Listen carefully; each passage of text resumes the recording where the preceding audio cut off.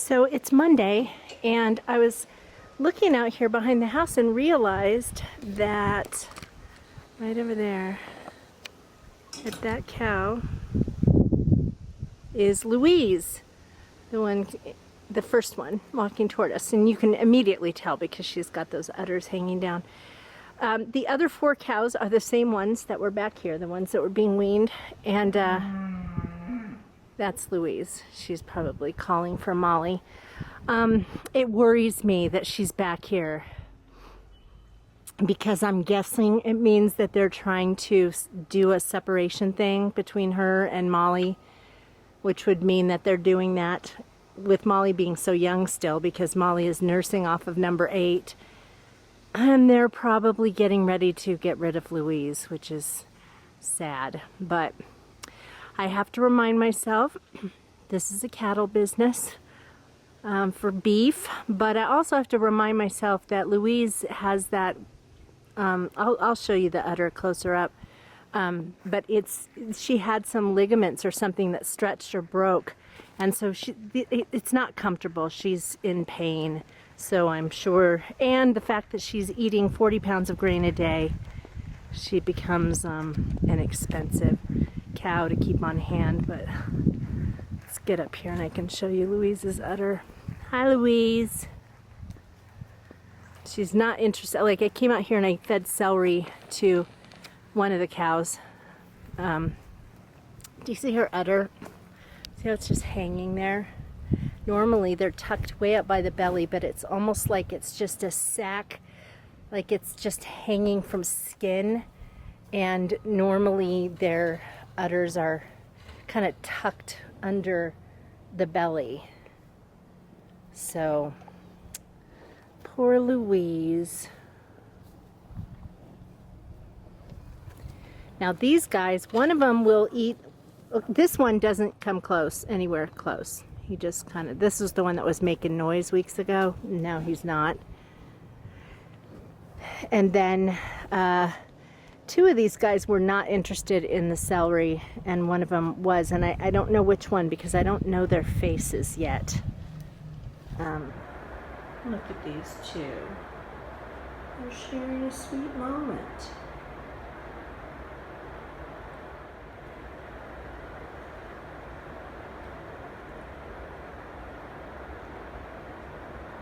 Oh, well, you know. Oh, she's going to pin him down so she can look at him. I think she thought he was going to attack her, so she was like, look how big he is. He's not even a year old. So it's 3:30 and I am heading over to the grocery store. I've literally done, well, almost literally done nothing today. A few of you have asked me in the past, do you ever have a day where you just do nothing? Well, let me just tell you, I got up this morning, started out by pretty much doing nothing, and then I opened up a new freelance project. I always have a hard time getting my brain around a project. Opened up the materials for a new project, looked it over, kind of did maybe 30 minutes worth of stuff on that. And then I played video games all day. All day. And so yeah, I figured, gosh, you know, John's coming home from work pretty soon and I don't even have anything for dinner. I mean, I fed the cows this morning. I guess you could say I did that, but I fed the cows just mostly to kind of empty out some stuff in the refrigerator. I gave them celery. Louise ate a piece, but she's, you know, kind of forlorn. So I found out the deal with Louise. Apparently last night, my neighbor said her udder let go. I don't know exactly what that means. I can only guess that what that means is that her udder, it seemed smaller to me today, even though it was hanging down, but it probably let go of all the milk that was in there, because remember, it was clogged, and they were thinking that her body would kind of dry it up, and it hadn't been. So I think she probably, I don't know if it means like it burst or whatever, but so they moved her over to the pasture with those other 4 behind the house, behind my house, because they were moving. Okay, they had plans to move all the other cows. There are probably, oh gosh, there's the 3 little guys, and then there's, that includes Molly, maybe 9 or 10 cows. So they had plans to move them to another pasture that our neighbor got a hold of to be able to use, lease, whatever. So they moved all the other cows over to that property, and they couldn't move Louise with them because she could get an infection, and so they're watching her, keeping her close by. I think they're doing some work on the pasture that's right next to their house, which is where all the cows have been. So Louise is not being like that one little boy who was constantly mooing, but she is mooing, and she probably would be mooing more if she heard Molly mooing back, but Molly is gone over to the other properties. So I'm watching Food Network Star and cooking at the same time. This is dinner tonight.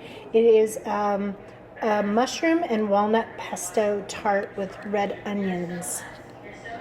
Just wanted to let you guys know that that meal I had last night was out of the Oh She Glows cookbook. It's different from the Oh She Glows Everyday cookbook.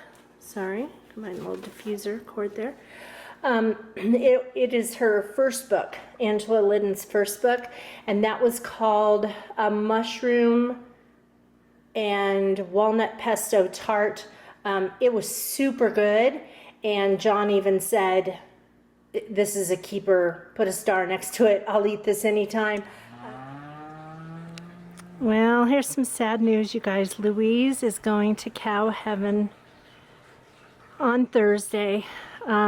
When I think I had mentioned that they said that her udders let go. Well, I just went out there and to kind of look, and the teats on her udders are just like they burst open. You can see them laying open, and there are flies on them, and so that's terrible and has to be painful. I even went out there with a bunch of carrots, because Louise was the one who used to always slime me when I would feed her carrots, and she just wouldn't even look at me. She just stood there like that, and then she moos, probably because she's in pain, and also because she's not with the other cows. There are 4 other cows out here on this pasture with her, but she wants her cows. So anyway, it's just kind of sad, but you know, she'll be out of pain. Okay, you guys, look what came in the mail today. These are live ladybugs. And I got them because I noticed that my kohlrabi has aphids. Some of the plants are really like infested with aphids, and I don't like to use chemicals in my garden. I will if I can't figure out how to get something that's destroying my garden, but I like to use natural methods. So I went on to Amazon.com, and I think this is 300 ladybugs, and I think I might have paid $8. So when they arrive, if you can't put them outside right away, then you put them in your refrigerator, not the freezer. We put them in the refrigerator, and it kind of makes them go to sleep. In fact, I did that for a little while, and I pulled them out of the refrigerator, and I literally thought they were dead. So I didn't put these straight into my refrigerator, just so you know. They were in the box that was mailed to me that I put in my refrigerator. Anyway, so I thought they were all dead, and then they started to wake up. But anyway, so you can see all of them clustering in there. I have to wait to release them. You release them either at dawn or dusk. You don't want to release them at the hottest time of day. And I have actually heard that it's best to release them in the evening at dusk, because they, when the weather cools down, of course, they go to sleep, and then they're more likely to stick around, because all 300 of these ladybugs are not going to stay in my garden. I'm sure that my neighbors are going to benefit from some of these little guys who will fly over and take care of the bugs in their gardens. And I did this a couple years ago in Flagstaff when I had an aphid problem, and I'm telling you what, I released these things and I no longer had an aphid problem. Ladybugs also eat other kinds of insects that are not good for your garden. They take care of white flies and some other things like that, so yay. Hey guys, Tuesday evening, it's 6:45. It's so light outside. Feels like it's like maybe 4 o'clock or something. Anyway, John is up on the roof right now. He's doing some measurements of our skylights. Can you see there? There's the skylight in our living room. And then we have another small skylight in the laundry room. And what we have discovered, and we suspected this, because, you know, John and I have lived in Arizona almost our whole lives, and is that we thought, when we first saw them, we thought, oh, that's going to bring in some serious heat in the summer. And so, and it has been, it's been making the house, can you see John? Anyway, it has been blasting in some heat, particularly this one in the living room. And not only that, not only is it, like I will be sitting on the couch and I feel it pounding on my head. And not only that, but it's like it's on the leather couch, and not that, I mean, these couches are like 20 years old. We're going to get new ones, but regardless of that, whatever kind of furniture we have here is going to get faded from the sun. And so we were, you know, thinking, what do we do? You know, can we tint that or whatever? So I looked online, and there are these companies that make shades for the inside, but that's a bad deal to do, because once the heat comes in through the skylight, then you've got to figure out a way to reflect it back out, or you're already bringing the heat in. And so, so we found a company that makes these little skylight covers. You put them up on your roof, and they have like a bungee sort of a thing that hooks underneath the little lip of them, but it covers over them. You can get them in dark brown, or excuse me, yeah, dark brown, light gray, or stucco. And you can get them 80%, that blocks out 80% of the light, or 90%. So we're gonna go with light gray, partly because I just don't want something so dark that it attracts the sun. And also our roof is a gray color. We'll just put, this is the timer for my sprinkler outside. We will, what we'll do is we'll put them on probably from May through September. And I mean, it's always sunny in Arizona, always. Well, you know, we get a lot of sun, like more sun than Miami, Florida. And so, sorry. And so even in the winter, but in the winter time, you want the warmth and you want the light in the house. And while I like it to be light and open, I don't want the heat. So dinner tonight is out of the Oh She Glows cookbook, and it is Portobello steak fajitas. You can see there's a star on this page. I've made it before. It's really good. It is Wednesday morning, and I'm going to take you out to my garden because I released those ladybugs yesterday, and I want to give you a look. Now we're going to hear Louise. She's still crying. It makes me so sad. Tomorrow is D-Day for her. Anyway, okay, let me show you. So there were 300 of them that I released yesterday, and they were all living. There wasn't a single dead one, and they said that they guarantee live delivery. So you can see that there are several there. Look at this. There's a little, well, these guys were in a cluster a minute ago, like piled on top of each other. You can see them all in different places. This back here was the kohlrabi plant that had so many aphids. And so this is the healthier part of where I did not notice aphids. They're definitely staying over here. Last night I saw a couple of them kind of get on the wood and start trekking out, making their journey to another place. So it's possible that there are other ladybugs in other places, but I am super happy to know that they're doing their job. I just hate having to spray with chemicals, and if you don't control aphids or other kinds of pests, oh look, there's one on a hops plant. Oh, a couple of them, yeah. So if you don't control aphids or other kinds of pests, they can destroy your vegetables in a matter of weeks. And you might say, oh, well, it's okay if they eat some, if there's a hole here or there in your leaves, that's fine. But if they really start munching away, then that's a bad thing. Okay, so this is kohlrabi.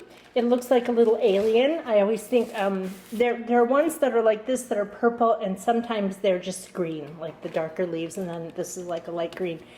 It reminds me of, is it in Toy Story, where there's that game where with the claw, where they reach down and grab a toy, put in a coin, and then grab a toy, and there's those little green aliens in there. That's what this reminds me of.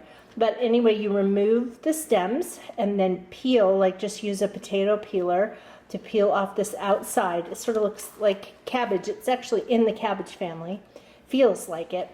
So you peel the outside off, and what you have left in there is, well, I say it's like a cross between a turnip and a potato. I think that it's more like potato, really. And so what I tend to do with it, what I have done with it in the past, is that I cut it up into little squares and saute it with some other stuff. And I can't remember. It's been a while since I've had kohlrabi, so I'll let you know when I fix it. Good morning. It's Thursday. This is today's harvest from the garden, the last of the radishes until when the fall season comes, like the end of summer, when I plant the cool weather crops, I'll plant more radishes. And then got my very first 8-ball zucchini. They're just like regular zucchinis, but a different shape. And then, of course, I've been harvesting snap peas for quite some time. I have a bunch in the fridge, so I think I'm going to bag these up and give them to my next door neighbor, because she came over today and brought us 2 onions. These are 2 that she brought me a couple of weeks ago. And what I'm going to do with these, and what I did do with these, I'm going to cut this off and I'm going to stick them inside a paper bag and put them in the dark pantry for a couple of weeks. That cures them. You can actually eat an onion straight from the garden, but because I already have some onions that I'm in the process of using, I want to be able to save these. And if you want to store them and have them not go bad on you, then you have to cure them. And you do that by cutting off the stem, and then you just put them in a bag. You don't wash them or anything, although it kind of looks like maybe my husband washed these. So anyway, that's what you do, and then they'll last for a while.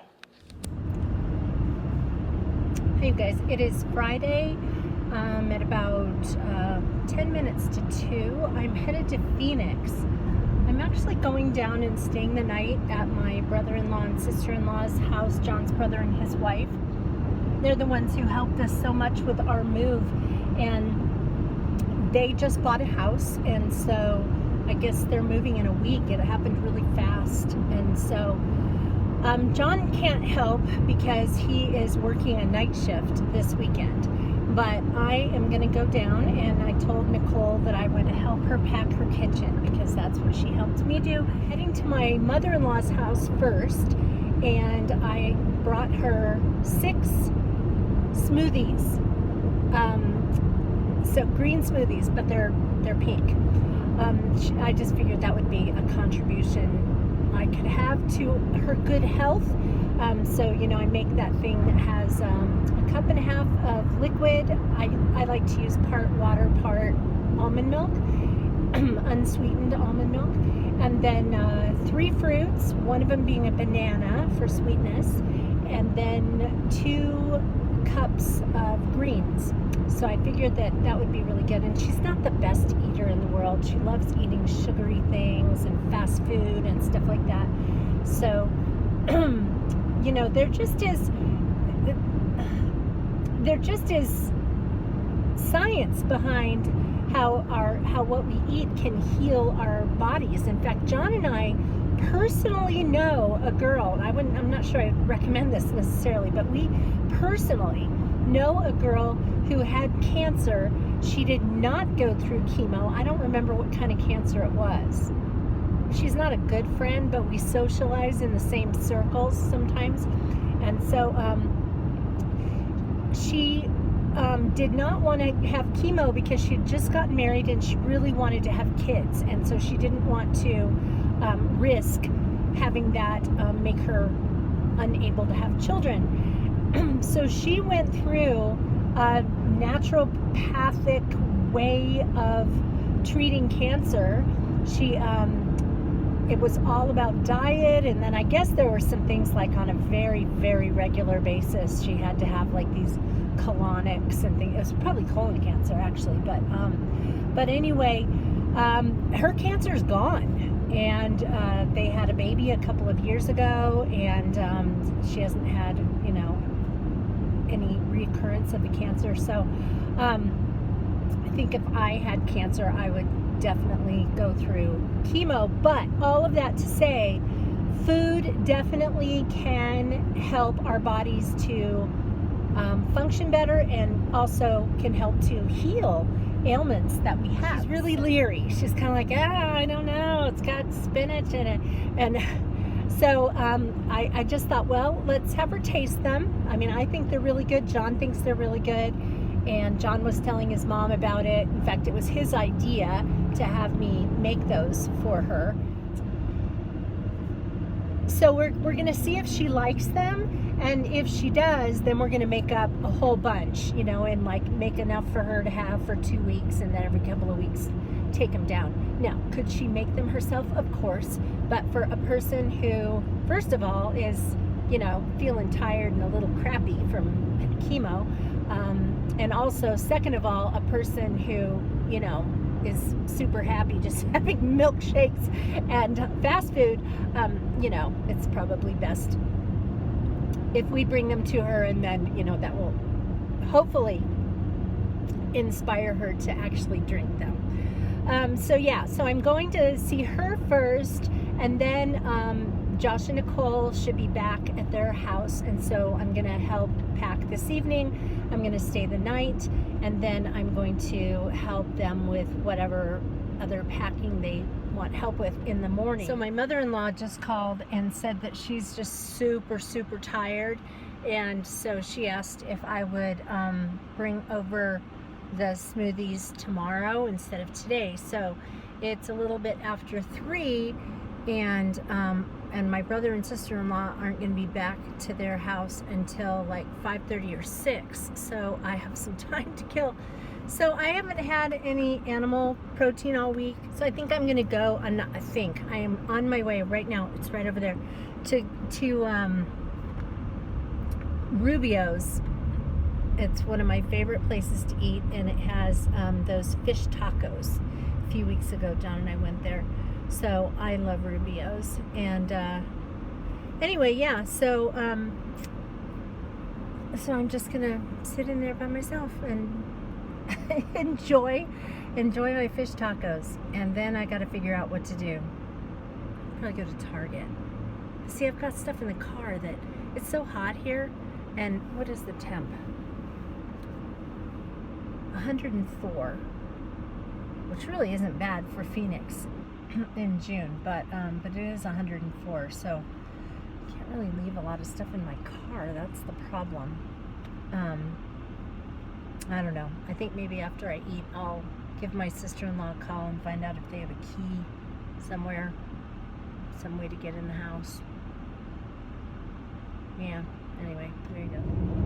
Okay, so it's 4:15, and my brother-in-law and sister-in-law are not supposed to be back at their house till like 5:30 or 6, and I'm thinking, what am I going to do with myself?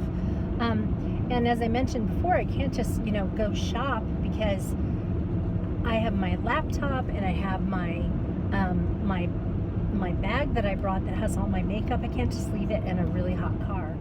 I also have these frozen smoothies in a cooler, and the only thing that was in there keeping them cool was the frozen jars themselves. So anyway, I just sent a text to my sister-in-law, and I said, any chance you guys have a key outside somewhere?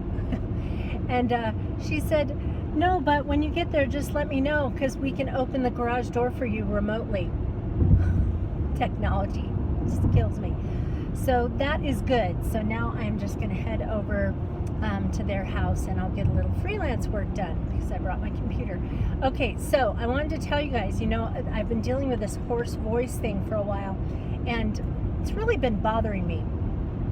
And I've been trying gargling and, drinking like tea and warm stuff and everything, and trying to think, what is it? Because I don't have a cold, I don't have a runny nose, I'm not coughing, and so I couldn't really figure out what was going on, and I thought it was because of allergies with that day that we were in Flagstaff, and the pine pollen had fallen, but then so as I was sitting there eating my fish tacos, I looked up on my phone. I just looked up a thing about laryngitis to see, what causes are and everything. And one of the things it said was excessive clearing of the throat. And I have been clearing my throat a lot because I have this constant feeling of gunk in my throat, and it's so hard not to clear your throat when you feel that. So I thought, well, then let's try to get rid of the gunk. So I just went to Walgreens, and I bought some little lozenges for minor irritations in the throat, and so I have some of those to suck on as a nice reason to have sugar. Nice excuse. The other thing that I got the Walgreens brand, but it was kind of like a Mucinex sort of thing, and it's supposed to thin mucus, and it's gross, but anyway, I just took one of those pills, and I'm hoping that will take away my need for clearing my throat, which I've been doing constantly, and then maybe as a result of not clearing my throat all the time, then my hoarse voice will go away. Hey guys, it's Saturday. It's about it's almost 3 o'clock. I'm probably about a half hour from home. I helped my sister-in-law pack up her kitchen last night, and then we stopped at about 10, and then this morning we packed up some more boxes. So I think we packed up about maybe 15 or 16 boxes in the kitchen. As I was driving away, though, from the house, that they have right now, they've been renting, and they've been in that house for 5 years. And as I was driving away, I kind of started to, I don't know if you guys do this, but I kind of started just to feel nostalgic a little bit, and I think it's just like a chapter closing. There were 5 years of memories for us in that house, visiting. We had a Thanksgiving in that house, and we had a couple of Christmases in that house, and then they love to throw parties, so we've been to some parties, and then of course we've just spent a lot of time just coming down to hang out with them. Their dog Roxy, they had 3 dogs, and their dog Roxy died, oh gosh, a month ago, I think. Kind of the same situation as us, losing a dog a month before moving. And so, my memories of Roxy are in that house, and so I guess there's just a little slight feeling of sadness, because things like that, it just marks the passage of time, and I think the older I get, when you're younger, you're just thinking about the future and getting on to your future, and then you kind of go, why didn't I appreciate that period of time when I had it? I used to say this, I would say this to my college students all the time, because they'd be rushing to get through, I want to finish in 3.5 years, I want to do, and I would just say, listen, just relax. College is 4 years of absolute unreality, and then you go off into the world, and you will never have that kind of thing again. You're out into the real world, and you have bills to pay, and you don't have friends right there at your fingertips, and it's just a totally, I don't know. I thought college was great, and so I would just say just enjoy it. In fact, one of my students who's currently in my summer school master's class said, she sent me an email on the first day and said, I don't know if you remember, but a couple of years ago I came into your office, and she said I was trying to, I hadn't met her before, but she was kind of coming for some counsel. And she was just saying that she was trying so hard to get through, and all this. And I just said, just enjoy the journey. And I'd forgotten until she reminded me. And she said, you told me the most amazing thing, to just enjoy the journey. And so anyway, I just think that we spend all this time trying to rush forward to the next thing, and we don't, when we're younger, we don't enjoy the things that we have when we have them. And then I think as we get older, we kind of do a lot of reflecting. And so that was, it was a little bit nostalgic. It reminded me, actually, when we left our house in Flagstaff, my brother-in-law Josh, they had come to help us pack, and he kind of said the same thing. He was missing my dogs, and commenting on how he missed them, and but also just saying, I'm gonna miss this house. He said, we came here for 9 years. We have a lot of memories in this house. And hey, you guys, it is about 7:25 on Sunday morning. I'm heading over to sing at church. We have rehearsal that starts at 7:30. And then our services, we have an early service and a later service. And then after that, I'm going to go over to the grocery store and just grab some more stuff for making smoothies. John has decided that he wants to drink smoothies. Did I tell you this? He was talking to, he had a doctor's appointment recently, and his high cholesterol runs in his side of the family. So he was kind of talking to the doctor about some stuff. Like, the doctor said, so what are you doing diet-wise? And he said, well, I'm trying to eat more of a plant-based diet. And the doctor said, oh, do you need any resources for that? And he said, well, my wife's participating in that nutrition study. And she said, oh, okay. Then, as long as there's someone in your house who knows what they're doing. Everybody knows, everyone in Flagstaff knows about the nutrition study, because the hospital and the university are the two biggest employers in the city. And so if people from the hospital and the university are participating in this, then pretty much the whole city knows about it, or knows somebody who knows about it. Anyway, all that to say, John, I was saying to John, when you're eating a plant-based diet, you have to actually eat plants. You can't just not eat dairy or not eat meat and then just eat a bunch of crap. You have to actually eat plants. So I'm pretty sure I might have told you that already. So all of that to say that I said, if I make you some smoothies, will you drink them? So at least he'll have his 3 fruits and he'll have 2 vegetables. And then he has been taking salads to work the last couple of days. So. Okay, you guys, I'm at church now. I think I have plenty for this vlog. So I'm going to sign off now, and we'll see you in the next vlog. Bye-bye.